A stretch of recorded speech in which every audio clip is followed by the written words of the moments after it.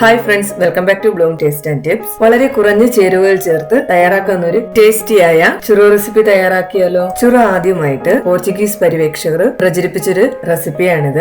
Star shaped desert എന്നാണ് അവരിതിനെ പറഞ്ഞത്. അവർക്കിടയിൽ ഇത് വളരെ പെട്ടെന്ന് തന്നെ ജനപ്രീതി നേടി. അതുപോലെ തന്നെ വേറൊരു കഥയും പറയുന്നുണ്ട്. നാടോടികളായ സ്പാനിഷ് ഇടയന്മാര് പുതിയ ഭക്ഷണം ലഭ്യമല്ലാത്തതിനാല് ബ്രേക്ക്ഫാസ്റ്റിന് ബ്രെഡിന് പകരം ഹോട്ട് ചോക്ലേറ്റിൽ മുക്കിയോ സിനമൺ ഷുഗർ ചേർത്തോ കഴിച്ചിരുന്ന ഭക്ഷണമാണിത്. അപ്പൊ ഇതിന് ആവശ്യമായിട്ടുള്ള ചേരുവകൾ എന്തൊക്കെയാണെന്ന് നോക്കാം. അതിലേക്കായി ഞാനിവിടെ 1.25 കപ്പ് മൈദ എടുത്തിട്ടുണ്ട്. 4 തൊട്ട് 5 ടേബിൾ സ്പൂൺ ബട്ടർ, 1 കപ്പ് വെള്ളം, 4 ടേബിൾ സ്പൂൺ പഞ്ചസാര. ഇത്രയും എടുത്തതിന് ശേഷം ചൂടുകട്ടിയുള്ള ഒരു പാത്രം സ്റ്റൗവിൽ വെച്ച് ചൂടാകുമ്പോഴേക്ക് അതിലേക്ക് 1 കപ്പ് വെള്ളം ചേർത്ത് കൊടുക്കാം. അതോടൊപ്പം തന്നെ നമ്മൾ നേരത്തെ എടുത്തു വെച്ചിരുന്ന ബട്ടർ, പഞ്ചസാര, 1/4 ടീസ്പൂൺ ഉപ്പൂടെ ചേർത്തിളക്കി വെള്ളം തിളച്ചു വരുമ്പോഴേക്ക് സ്റ്റൗ ലോ മീഡിയം ഫ്ലെയിമിലാക്കുക. മാവ് കുറേശ്ശെയായി ചേർത്ത് കട്ടകളൊന്നും ഇല്ലാതെ തന്നെ നല്ല രീതിയിൽ മിക്സ് ചെയ്തെടുക്കാം.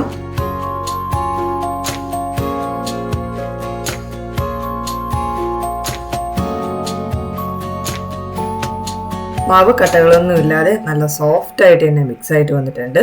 ഉടനെ തന്നെ ഫ്ലെയിം ഓഫ് ചെയ്ത് സ്റ്റൗവിൽ നിന്ന് വേറൊരു സ്ഥലത്തേക്ക് മാറ്റി വെക്കാം. ഫ്രിഡ്ജിൽ വെച്ച് നല്ല തണുത്ത 2 കോഴിമുട്ടയാണ് എടുത്തിരിക്കുന്നത്. ഇനി ഇതൊന്നൊന്നായി നല്ലോണം ചൂടാറിയ മാവിന്റെ മിക്സിലേക്ക് ചേർത്ത് കൊടുക്കാം. മുട്ടയുടെ മണം മാറി കിട്ടുന്നതിനായി ഇതോടൊപ്പം 1 ടീസ്പൂൺ വാനില എക്സ്ട്രാക്റ്റോ അതില്ല എങ്കിൽ ഇതേ അളവിൽ തേൻ ചേർത്താലും മതിയാകും. ഇനി ഒരു തടിത്തവിയോ സ്പാച്ചിലയോ ഉപയോഗിച്ച് വീഡിയോയിൽ കാണിച്ചിരിക്കുന്നത് പോലെ നല്ലോണം മാവുമായിട്ട് മിക്സ് ചെയ്തെടുക്കണം. ഓവർ മിക്സ് ചെയ്യേണ്ട കാര്യമില്ല.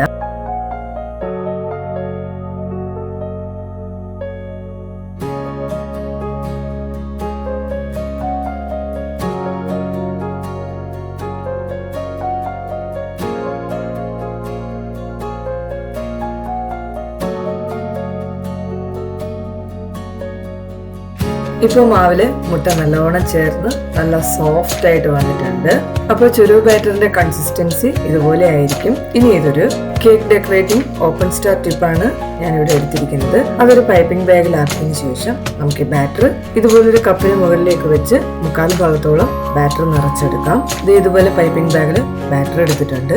ഇനി സ്റ്റൗ ലോ മീഡിയം ഫ്ലെയിമിൽ വെച്ചതിന് ശേഷം പാത്രത്തിൽ എണ്ണ ചൂടാകാൻ തുടങ്ങുമ്പോഴേക്ക് വീഡിയോയിൽ കാണിച്ചിരിക്കുന്നത് പോലെ ചുരോ നമുക്ക് ഓരോന്നോരോന്നായിട്ട് ഇതുപോലെ പ്രസ് ചെയ്ത് നീളം കുറച്ചോ നീളം കൂട്ടിയോ നിങ്ങൾക്ക് എടുക്കാവുന്നതാണ്. ഇതുപോലെ ഒരു കത്രിക ഉണ്ടെങ്കിൽ അത് മുറിച്ചിടാനായിട്ട് വളരെ എളുപ്പമായിരിക്കും. ഇനി നമുക്കിത് 1-1.5 മിനിറ്റോളം വേണ്ടിവരും. തിരിച്ചും മറിച്ചു വിട്ട് ഗോൾഡൻ ബ്രൗൺ നിറമാകുന്നത് വരെ ഫ്രൈ ചെയ്തെടുക്കാം. അപ്പൊ ഇതാണ് ഇതിന്റെ പരുവം. ഇതിനിടയ്ക്ക് വെച്ച് ഫ്ലെയിം ഒരിക്കലും കൂട്ടിക്കൊടുക്കരുത്. ചെറു തീയിൽ കിടന്ന് തന്നെ ഇത് വേകണം. ഇത് കണ്ടോ നല്ലോണം ഫ്രൈ ആയി വന്നിട്ടുണ്ട്. ഇനി എണ്ണയിൽ നിന്ന് കോരിയെടുത്ത് തണുക്കാനായി മാറ്റി വെക്കാം. അങ്ങനെ ഇതുപോലെ തന്നെ എല്ലാം നമുക്ക് ഫ്രൈ ചെയ്ത് മാറ്റി വെക്കാം.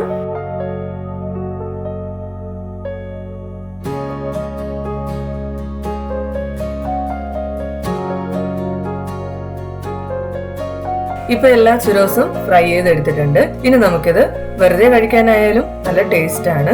അതുപോലെ കുട്ടികൾക്കൊക്കെ കൊടുക്കുകയാണെങ്കിൽ ഇതുപോലെ ഒരു സിപ്ലോക്ക് ബാഗില് അല്ലെങ്കിൽ ഒരു ബോക്സിലേക്ക് 1 ടേബിൾ സ്പൂൺ പഞ്ചസാരയും 1/2 ടീസ്പൂൺ പട്ട പൊടിച്ചതും കൂടെ ചേർത്ത് മിക്സ് ചെയ്ത് അതിലേക്ക് വീഡിയോയിൽ കാണിച്ചിരിക്കുന്നത് പോലെ ചുരോസ് കൂടെ ചേർത്ത് മിക്സ് ചെയ്തെടുക്കുമ്പോഴേക്ക് ചുരോസ് മുഴുവനെ കവറായി നല്ല ടേസ്റ്റി ആയിട്ടുള്ള ചുരോ തയ്യാറായി കഴിഞ്ഞു. അപ്പോൾ വെറുതെ എടുക്കുകയാണെങ്കിൽ നിങ്ങൾക്ക് ഇതുപോലെ ഹോട്ട് ചോക്ലേറ്റ് സോസിനോടൊപ്പം ഡിപ്പ് ചെയ്ത് കഴിക്കാവുന്നതാണ്. അതുപോലെ ഇത് റൂം ടെമ്പറേച്ചറിൽ 2 ആഴ്ചയോളം കേടുകൂടാതിരിക്കുന്നതാണ്. ഫ്രിഡ്ജിൽ വേണമെങ്കിലും സൂക്ഷിക്കാവുന്നതാണ്. ഇത് കാണുമ്പോൾ തന്നെ നമുക്ക് കഴിക്കാനായിട്ട് തോന്നും. അതുപോലെ തന്നെ നല്ല ടേസ്റ്റി ആയിട്ടുള്ളൊരു സ്നാക്കാണിത്. അതുപോലെ 4 മണി പലഹാരമായിട്ട് ചായയോടൊപ്പമോ കുട്ടികൾക്ക് സ്കൂളിൽ സ്നാക്കായിട്ട് കൊടുത്തു വിടാനും പറ്റിയ നല്ലൊരു വിഭവമാണിത്. അപ്പൊ വളരെ എളുപ്പത്തിൽ തയ്യാറാക്കാൻ പറ്റിയ ഈ റെസിപ്പി നിങ്ങൾക്ക് എല്ലാവർക്കും ഇഷ്ടമായെന്ന് കരുതുന്നു. തീർച്ചയായും നിങ്ങൾ ഇതെല്ലാവരും ട്രൈ ചെയ്ത് നോക്കി നിങ്ങളുടെ അഭിപ്രായങ്ങൾ കമന്റ് ബോക്സിൽ രേഖപ്പെടുത്തുക. വീഡിയോ കാണുന്നവരിൽ ചാനൽ ഇതുവരെ സബ്സ്ക്രൈബ് ചെയ്തിട്ടില്ലാത്തവർ സബ്സ്ക്രൈബ് ചെയ്യുക. അതുപോലെ വീഡിയോ ഇഷ്ടമായാൽ നിങ്ങളുടെ കൂട്ടുകാരിലേക്ക് എത്തിക്കുക. നെക്സ്റ്റ് വീഡിയോയുമായി വീണ്ടും കാണാം. താങ്ക്